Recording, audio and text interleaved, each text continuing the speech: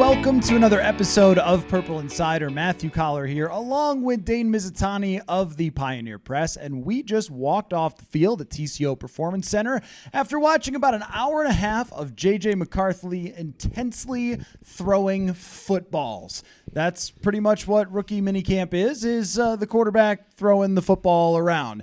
There's not pads, there's not contact. In fact, Kevin O'Connell said they have a rule that they don't want anyone to land on the ground at any point, which is quite different from actual football. However, that will not stop us from having takeaways from JJ McCarthy, and we also spoke with O'Connell and McCarthy after practice, so we have a lot to say about that. But I will give the floor to you, Mr. Mizutnai. Why don't you tell me first just your immediate impression? I mean, there will never be a second time we get to see JJ McCarthy for the first time. It's a special day. Yeah, how lucky are we that we get to sit here in the room at TCO Performance Center and talk about a guy who could end up being starting quarterback for a decade, maybe 2 decades, maybe 10 Super Bowls. Who knows? But we'll always remember this day.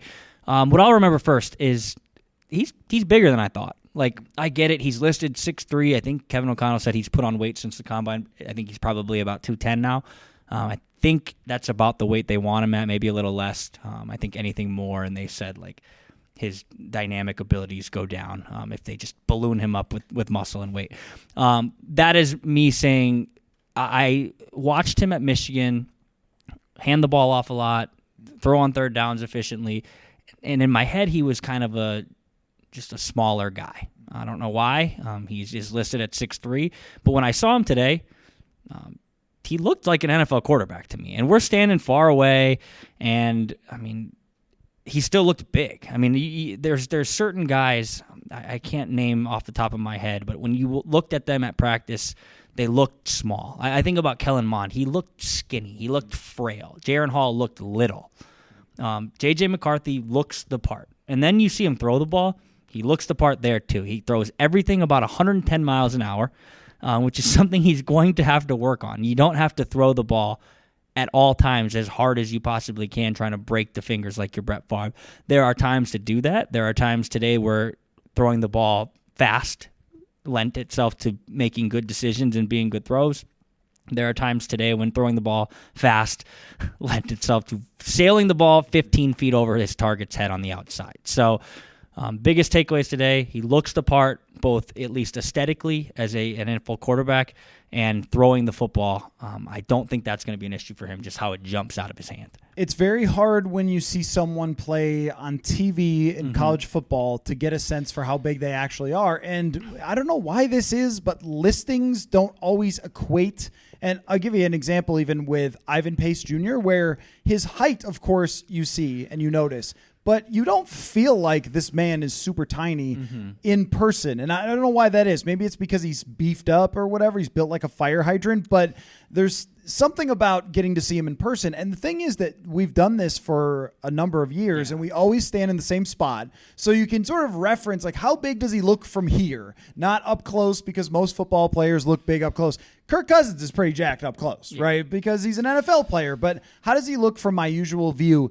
And that was the first thing that I thought as well is, okay, like, this is not any type of small quarterback. This is a big guy who is going to, I think, height and weight-wise, be above average in the NFL for his position right off the bat. The other thing is, too, that there are guys who throw hard with a ton of effort to throw hard, and then there's guys where the ball jumps off of their arm. Think about a pitcher where that has kind of a slow windup, and then the ball is going 97. You go, what the heck?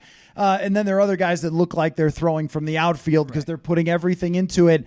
I think he was closer to jumps off his hand than he was. And that was another thing that I wanted to see, because in college, it looked like it was a high-effort throw at times. It did look like he was trying to put everything into it. And maybe some of that is when you're a kid growing up and you're getting training on how to throw football, you have to put your whole body into it. And so there's probably some mechanics of that to just even as a kid get the ball to go that you start to make it easier as time goes by. Like when a little kid shoots a three-pointer and they just have to heave it versus when you're grown up. But I didn't feel like this guy was having to just go to even get the ball out there. It seemed to me like it had a lot of very easy and quick jump, and they had to make a lot of throws in practice that were high difficulty throws, like deep out routes and stuff like that, where you could really get that sense for the, how about this word, the parabola of the ball. So does it look like it's dipping? Does it look like it's kind of like a duck? And I thought there was a ton of velocity on his football. Yeah, and I think that is an important thing to see in the first day. I don't want to speak ill of the dead, but Kellen Mond, we could tell right away in his first practice that it just wasn't going to be easy for him. It looked hard. It looked funky when he threw the ball. It looks pretty easy when JJ McCarthy throws the ball. Now, that doesn't mean he had the best day today. I think he struggled at times. But to your point, they were making him, I think they were pushing him. I don't think it was download the entire offense and let's go all around and learn it all today and throw everything at him. But I think the throws they were asking him to make were high-level NFL throws. And I think he made some of them, and I think he missed some of them. But the fact that, to your point, and like I talked about earlier, that he can just throw the ball and it doesn't look hard, I think that's important. And maybe that's something that we're really starting to talk about more as his career progresses, just his arm strength and his arm talent. Because I think when you're in college and you hand the ball off a lot and you don't get a lot of reps, you kind of get this reputation of being a guy with a noodle arm. And he doesn't have a noodle arm. He has a very strong arm, at least upon first impression. I also think back to like Kirk Cousins, like when he was trying to rip the ball downfield, he was rearing back and he was throwing it with all his hips and he's planted into the ground. It does look easier for JJ McCarthy. That doesn't mean he's going to be the starter week one, but I think it is an important distinction right now just to look at him and say like, yeah, he looks the part.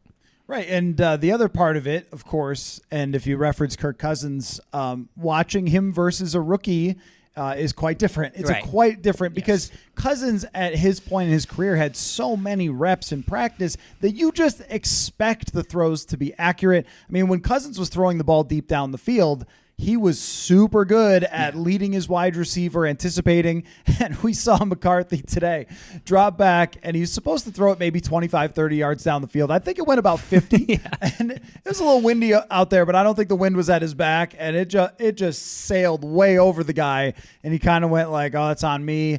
He had a couple other plays that stood out to me. One of them was a slant route to Malik Knowles, who is mildly interesting, actually. He's a guy that they brought back. He was here last year. They called it kind of a medical red shirt. He had been injured. Anyway, it doesn't really matter who it was, but he was running a slant route, and McCarthy dropped back and just let it go, and the ball hit the guy in the hands. He looked like he had been hit by a torpedo. Mm-hmm. He was just like, whoa. Like it just showed that velocity on the ball, the way that it bounced off of his hands. Like he was pretty shocked at how hard he threw it. And then after, and we'll talk about his press conference and what everybody said more in a minute, but he threw an interception. There was a pretty bad pick six. And so I asked him, I said, like, do you want to get your first pick six breakdown out of the way? Like, there will be more interceptions at some point in your career for sure, but do you want to get the first one out of the way? And he said he kind of just misread something. They didn't have quite lined up right. And that's really how far we have to go in this whole thing, is we got to start with lining people up correctly and making a very simple read. And the guy who intercepted it talked a lot of trash on the way into the end zone. So it looked to me like a rookie quarterback who has a lot of talent, but also is going to have a lot of work to do. If it had looked like a veteran, I would have been totally shocked if he was running the same way that someone like Kirk Cousins was. So there was a mix of impressive tools that you could see very easily in your first impression. And hey, this throw that's an out route, it flew over the guy. This deep ball wasn't there. The timing looked wrong on something. Kevin O'Connell, very hands-on in this practice with JJ McCarthy. So that made it pretty interesting today. Yeah, and I do think that's a good point because I think when a guy goes number 10 overall, highest drafted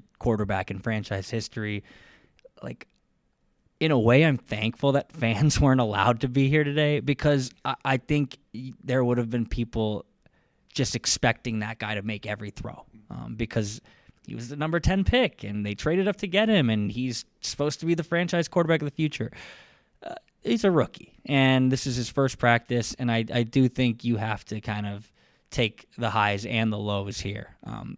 And truthfully, it's probably going to look like that through training camp. Like when real football players, like top-notch starters in the NFL, and he's having to throw against them, like it's at times probably going to look hard. He's probably going to have some bad days. But I think we talked about it right after the draft, like patience with this kid. I promise you the Vikings are going to be patient. I do think it's probably worth saying right now on May 10th that not every practice is going to be a referendum on what quarterback JJ McCarthy is going to turn into in the future. Today, if you just took all the bad plays he made, there were enough to create a reel of, oh my God, is he going to be a good and there were probably enough good plays to say, like, here's a highlight package of a guy making NFL level throws. It's somewhere in the middle right now. And I think even Kevin O'Connell mentioned that in his press conference. Like, they care about the results. They care about the completions. They care about the interceptions, certainly. But right now, it's just about kind of seeing how much he's learned, seeing how much he can intake, and seeing how it translates onto the field, and then just coaching him up from there. So this is so much day one. It is obviously like literally day one, but right now we're in like the early stages of this kid's career. So I think it needs to be kind of taken with a grain of salt both ways. And there isn't a sink or swim type of attitude from them. They want to bring him along slowly. They want to be patient with him. And what kept coming up in today's press conferences was Josh McCown and his role in this entire thing. It is not the sexiest topic to discuss that their quarterback coach is good for JJ McCarthy, but I do get this impression. So McCarthy told the story. This was another question I asked him about, just that, working with Josh McCown. And McCarthy told us that McCown told him a story about when he was in the league and he tried to make a certain type of throw and fit it into a certain window, and it got picked off by Aqib Talib and he had to tackle him in the end zone or whatever. But the immense amount of experience from Josh McCown that can be transferred over to McCarthy. And what I liked about that little anecdote is that he's clearly paying attention. Like it's just somebody who you're almost annoyed with is this young and this well-grounded and this mature, where you're like, how did that happen? Like, what were any of us like at 21 years old? I know kids are different. I know he's been raised for this and everything else. But just to even be asked that question, hey, so what's it like to work with McCown? He could have easily just said, like, oh, it's good. I like him or whatever. But he immediately sort of dialed up here is the immediate lesson that I got from this guy based on his experience, whatever else. And you can see those wheels turning of JJ McCarthy, and you get why someone could go into a room with him, ask him a couple of football questions, and come away and be like, that guy, like, that's the thing when we do the draft analysis and everything else, is that you don't get an opportunity to spend time with them as they did. And they also talked about, the other thing was specifics about how meeting with the Vikings transferred over to his practice and to his routine and what he needed to learn. So just being able to take things that they said to him months ago and say, yes, this is something that I worked on or whatever, like everything aligns toward, if he doesn't work out, it's not going to be because he didn't put enough effort or he didn't listen or he didn't, do everything that he was supposed to do. Yeah, this is the kid who on draft night said he edited his life at the age of 10, 12, whatever fifth graders are, to be an NFL quarterback. And it really does show, like that anecdote you talked about with Josh McCown. Like, yes, that's an example of not only taking coaching, but listening to it and being able to then take the coaching that you had on the field and explain it to somebody else because you were asked about it. He used the term today, like he was asked, do you have to dial yourself back at this point in time because you want to learn everything, you want to know everything, you want to keep pushing yourself to, do this play or that play that he's been studying the playbook pretty much since he got drafted. And he said he's been a victim of paralysis by overanalysis throughout his life. And I think just those little things that you hear him say, these little like quips, and I was like, I've never really heard that term. You can tell he's a thoughtful guy who is going to put a lot of effort and time and blood, sweat, and tears into this job that he has. And if it doesn't work out, it's not going to be because, like you said, he isn't ready for the moment. Like he's certainly going to over-prepare to make sure that whenever he does see the field, he's going to be ready for it. And I think already you're starting to see that which is a good sign for the Vikings. So one thing I like to do on the show is to be level-headed and reasonable. And then at other times, I like to be totally ridiculous. So let me ask you this ridiculous question. Yep. And here's what I want to do. You and I are going to be podcasting a lot. Mm-hmm. So I want to keep track of this number as we go forward. Yep.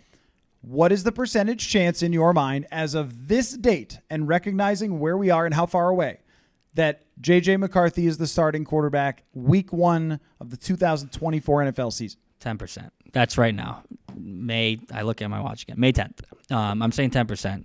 I think it's not zero, because I think even today, like I said, there were ups, there were downs, but there were ups. You can see he's capable of making the throws. The ball comes out of his hand. He looks the part.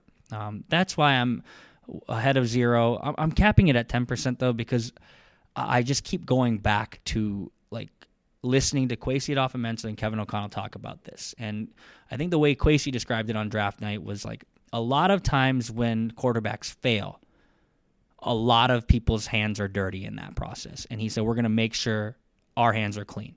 I think he also said something, or maybe it was Kevin O'Connell, that teams fail quarterbacks before quarterbacks fail teams.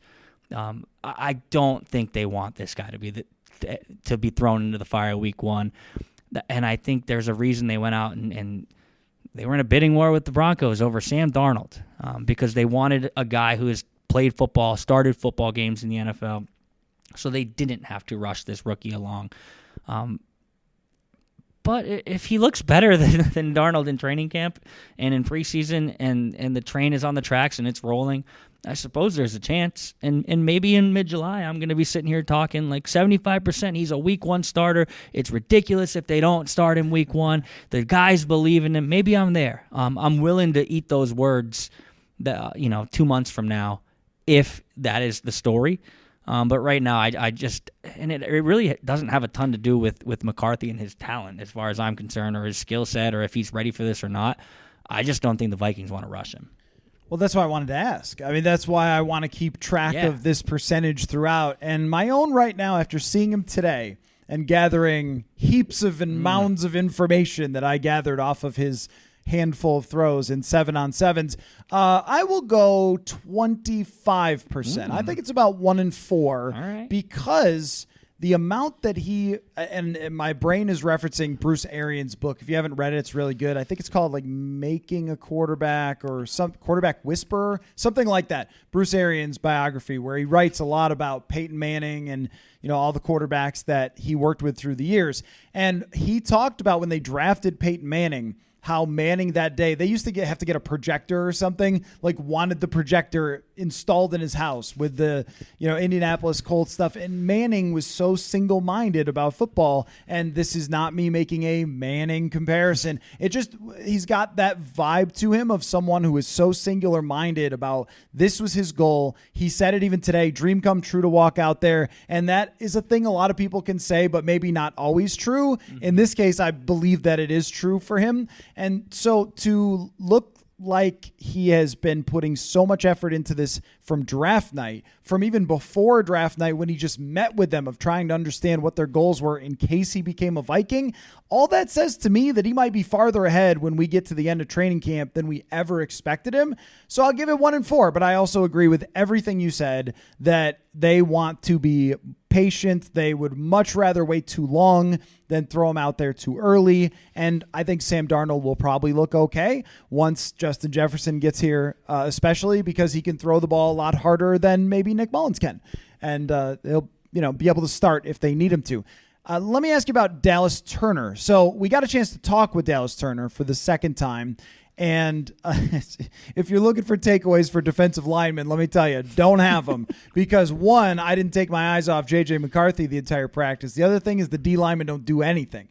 They do drills and stuff off to the side, but they don't want, the last thing that Kevin O'Connell wants is for Dallas Turner to get banged up because some O-lineman's trying to make the team or whatever in his first practice. So they keep it very, very safe when it comes to that. But as far as Dallas Turner and how far we expect him to come along, I would think because of Alabama, and this is what he talked about, the Alabama defense and learning the mentality of Brian Flores' defense, that the expectation should be And the approach should be quite different. Like, he should be expected to right away be a very key piece in this defense. Yeah, I don't know if that means starting edge rusher or if that just means like a guy who rotates in.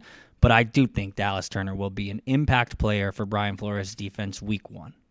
If we're talking percentages, 100%, I think he will be. I'm at 10% JJ McCarthy starting week 1, 100% Dallas Turner having a prominent role in the game plan. And I do think it's because, like you touched on, like at Alabama, I really think those guys are trained for the NFL. Like, they're ready for it. It's something Dallas Turner said on draft night, that everything, like being coached by Nick Saban, prepares you for the next level.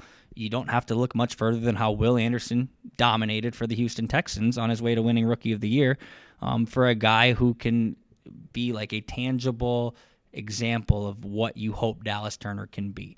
And then you just hear him kind of talk about just like the different ways that he's learned defense over the years and how that seems to line up with a lot of the things Brian Flores wants. He still has a relationship with Will Anderson, and he said Will Anderson's hyping him up, saying like, I don't need to say anything. You're ready for this. Like, this is what we're built for here, coming from Alabama. And you just get like a sense of like confidence about him that he knows he belongs on the field. The quote that stood out from draft night to me was, they told me to be ready to rush the passer when you get off the plane. I think he will be. Like, I think there's nothing we're going to take away from training camp on the field with Dallas Turner. From rookie minicamp on the field with Dallas Turner, just because, like you said, they don't do anything right now. But I think you can get a sense into his mentality just talking to him. He used the term today. We asked him about, you do have to dial it back. Like, you don't want to get hurt. He said it's like when the parents put a leash on a kid and the kid's running around the store and they keep pulling the kid back and be like, nope, get back here. Dallas Turner is that kid, and Brian Flores, Kevin O'Connell, the coaching staff, they're the leash. They're pulling him back in. They're reining him back in. But I think when this kid gets to play and when he gets to actually go full in pads against other players trying to block him or trying to stop him from getting to the passer, when he gets to kind of go, take it all and go 100% in preseason games, I think he's going to stand out. Just watch some of his film at Alabama, and I'm not going to say I was someone pre-draft process grinding Dallas Turner film, but I have seen now, since they drafted him, just certain clips of him rushing the passer. He's got it all, and he's got it all against guys like SEC type level talent. So he's not beating up on mid-major talent. Like, this is a guy who is going up against some players who, frankly, went in the top, first round of the draft. He's going to be ready for this, I think, week 1 right away. And I'm just excited for when we can actually see him play football.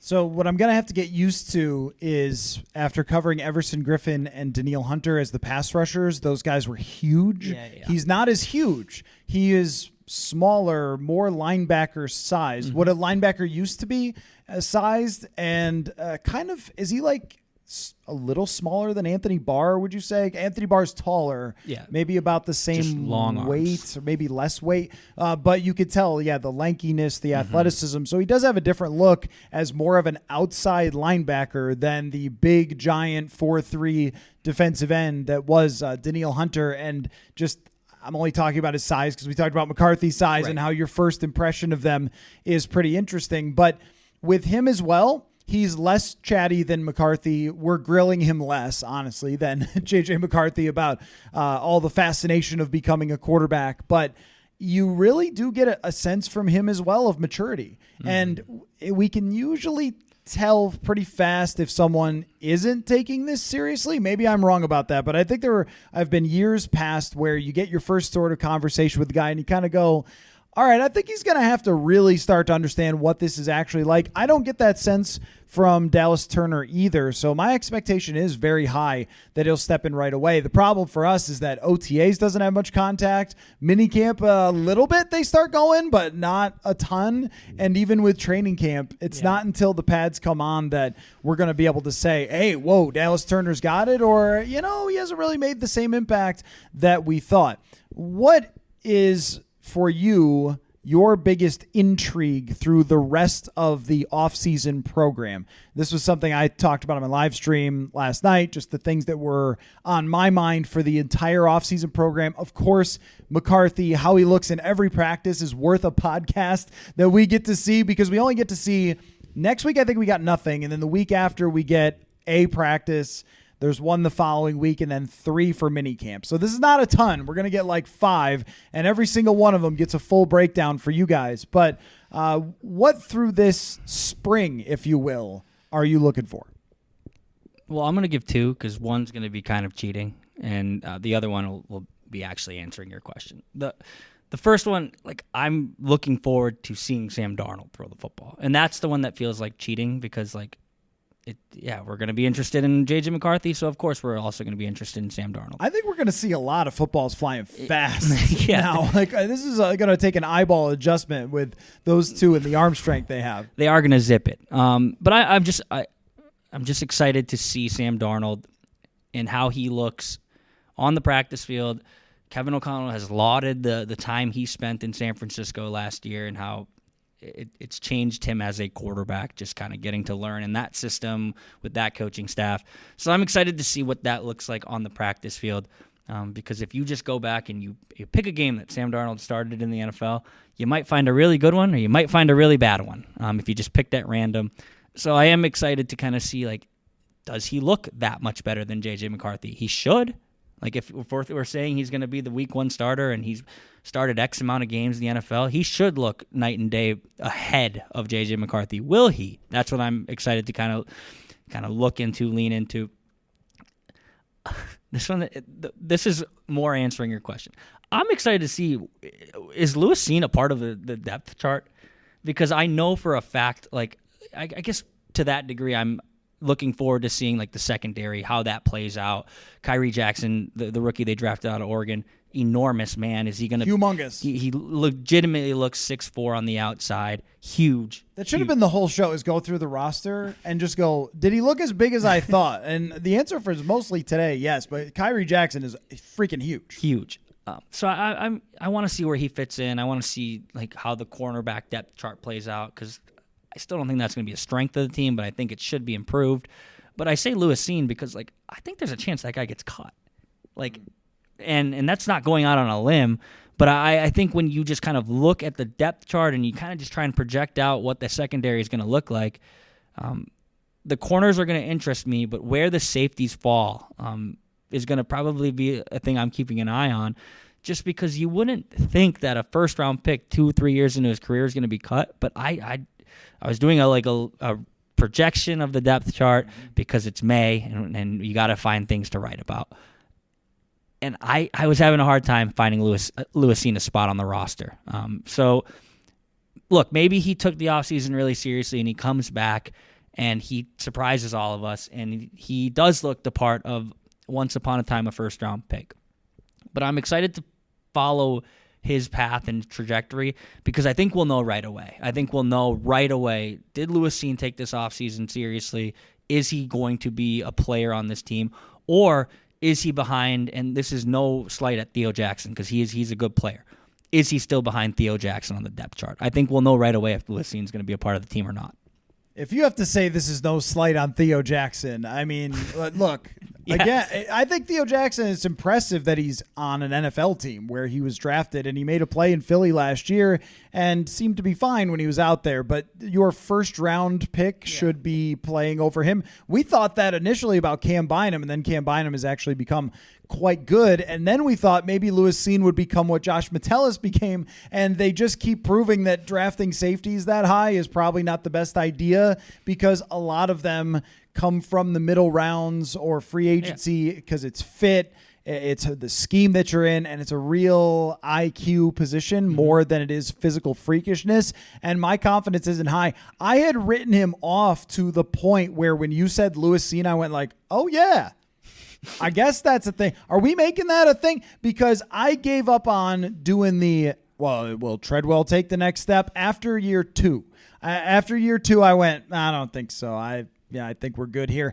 And I guess year 3, we should give him that courtesy if he's going to be here. It is so far behind. It is farther behind than anyone I've ever seen. That's a first-round draft pick. That's not an insult. It's just a fact. I've never seen a first-round draft pick who would just be passed by 5 different players in front of him and not even active on game day and never active on game day. Like, never play. So if he does emerge, and that's what I was going to say is just the lineup in general is going to be pretty interesting. Yeah. I would say today that no wide receiver even slightly impressed. No. So no, they really didn't. Usually in rookie minicamp, there's 1 or 2 guys that we go like, ooh, but not today.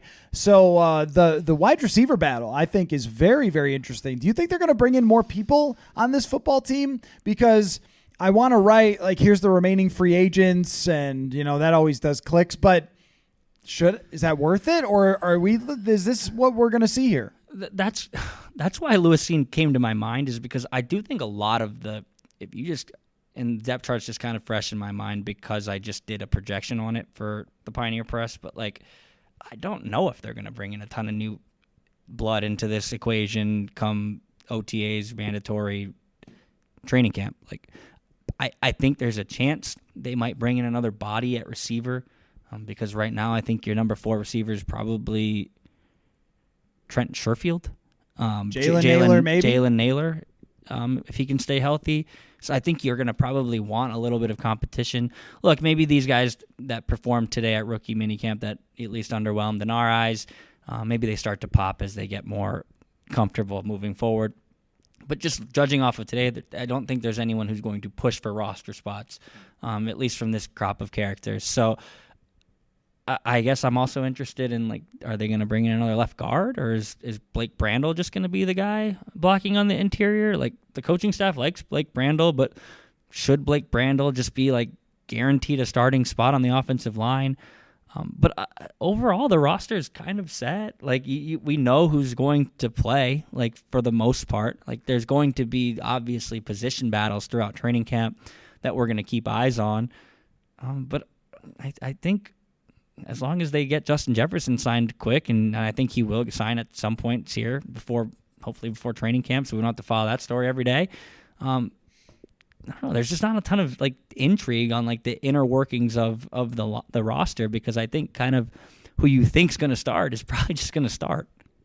Yeah, I don't think we can really pick up from OTAs or minicamp how far Ty Chandler has come along since last year. I think he's got a lot to learn. How much the coaches yell at him might be a thing that we just watch.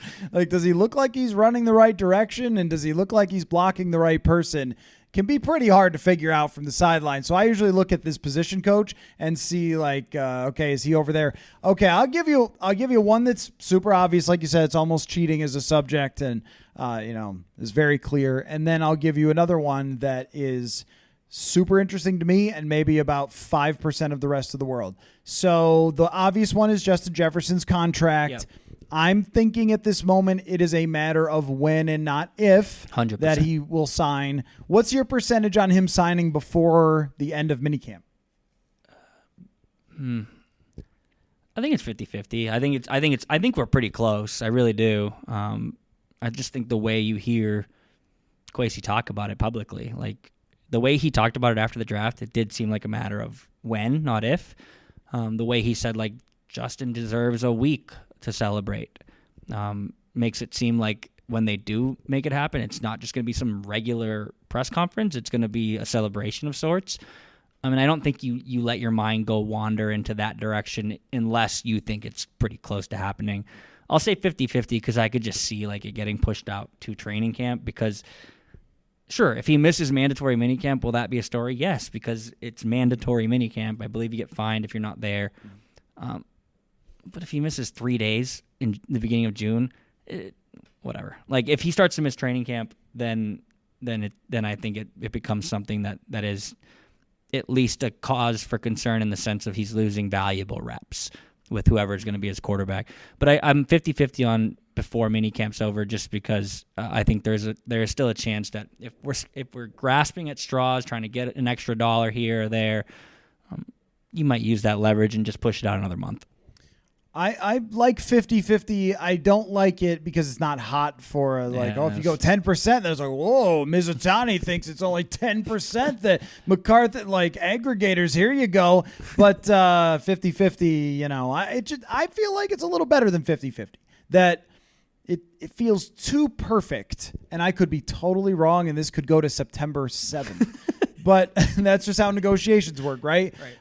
We'd be better at reporting on them if anyone was actually in the room with them, but we're not. So as we saw from TJ Hawkinson and how weird that got last year. But as far as the percentage chance, minicamp, a lot of times legends show up in minicamp. So they have it. I think the last day of minicamp is open to all the legends. So Paul Krause will be out here. And you're like, whoa, that's like John Randall or whoever else is just wandering around watching practice. And that feels like the perfect time to have a press conference with, I don't know, Chris Carter or something here, just watching and him talking about it. Just feels right. I don't know if they're talking about making a birthday party for him, then this is great. We should do this for a lot more stuff when things happen. Like a guy kicks 3 field goals in a game and we just celebrate it for a week as an organization. I don't know.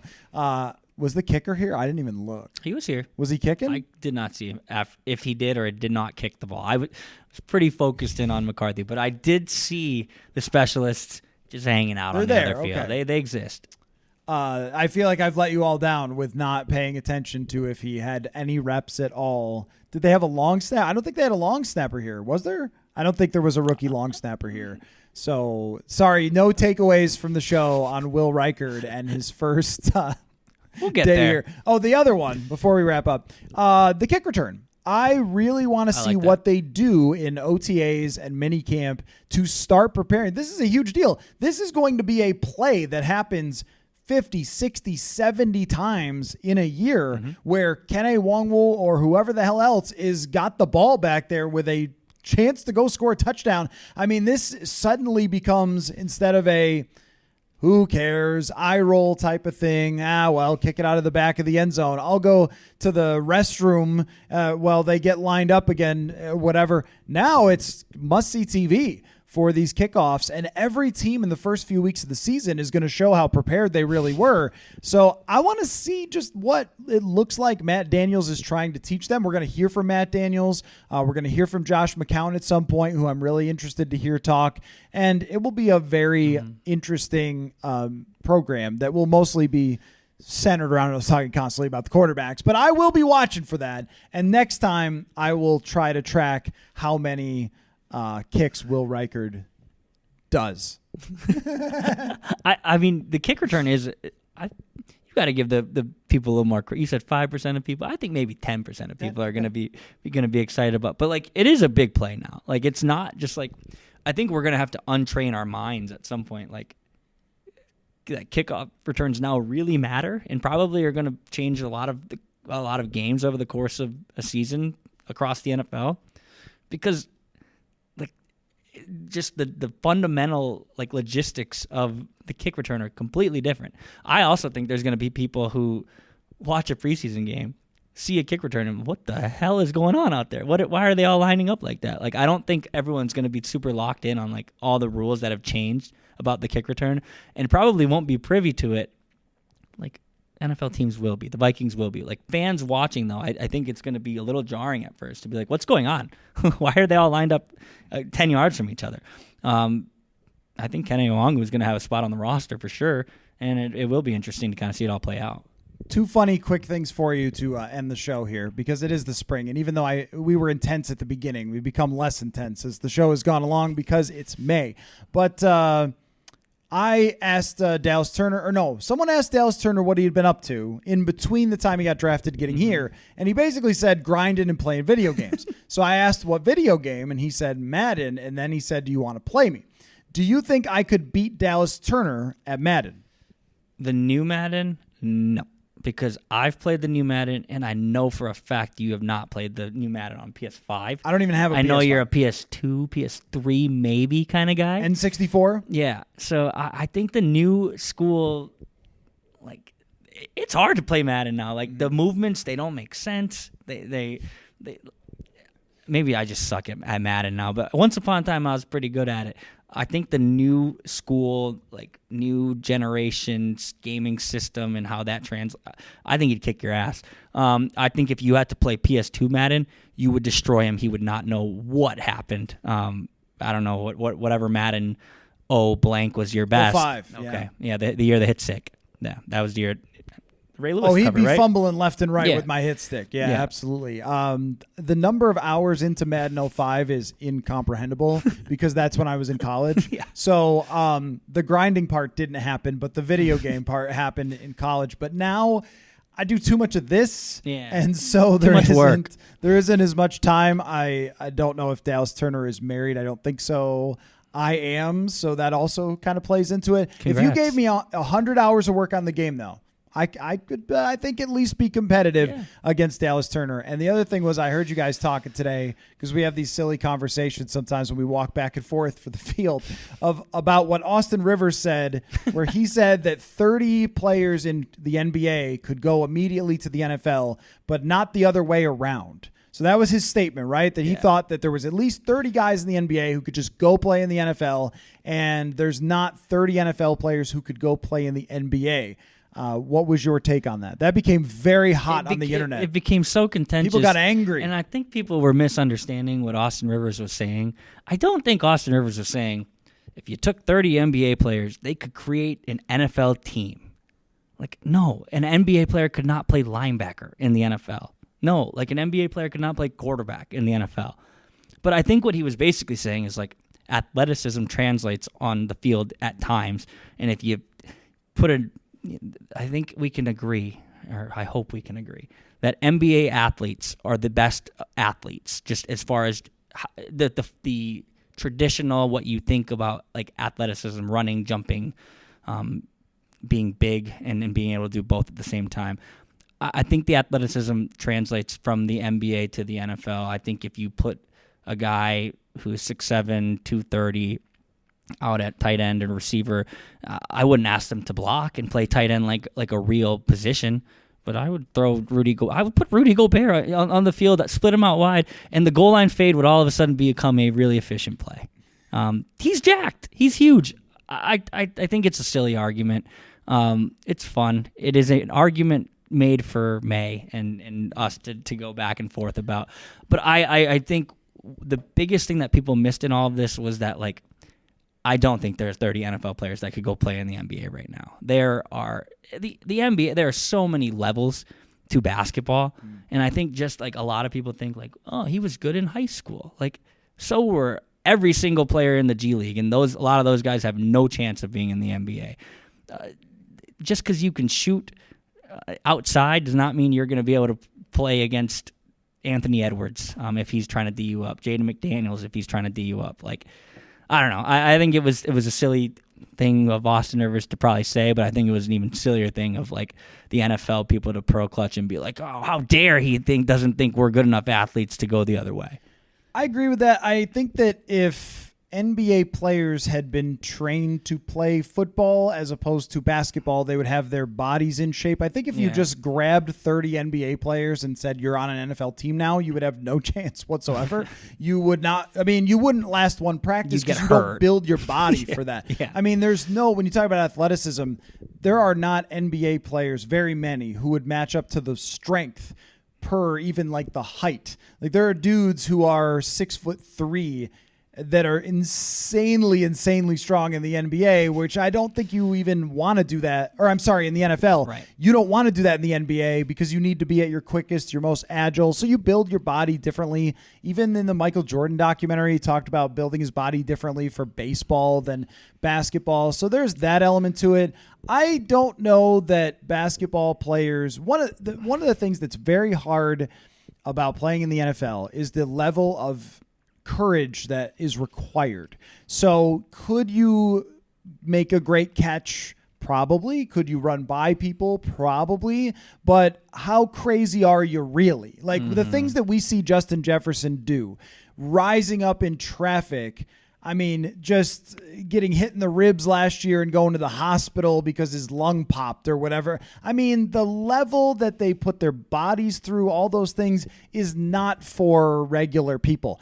My thought is probably that neither could do either. That's probably I don't think any of you could go out and do any of this. There's probably some NFL players who were great at basketball, but it's a lot safer. So why wouldn't you do that? I mean, I don't know. One of these games makes more money. Basketball makes more money if you're a great NBA player. It's really not even close. And also, you don't get like your entire body pulverized. So I don't know. If you got a sore foot, you're like, no, not today. Not today. In the NFL, it's we're going to shoot it up and you got to tape it up and run out there. And if you die, you die. So it's a little different when it comes to that. But I don't think anybody could do each other's jobs. I really don't. I thought y'all looked ridiculous in talking about it as these NFL players. You could never learn our playbook or something. Like, I don't know, man. We'll see. But anyway, there have been college football or basketball players who played in the NFL. Not too many the other way around, of football players who went and played in the NBA. Yep. So Tony Gonzalez maybe has something to say about it. Anyway, I just thought it was fun. I'd ask you about it. Dane Mizutnai, Pioneer Press, gets to go cover a Wolves game tonight, which is pretty freaking awesome to be inside that building. Yep. So I'm happy for you. And, of course, we'll be rolling on with the show at all costs. So take care, everybody. Football.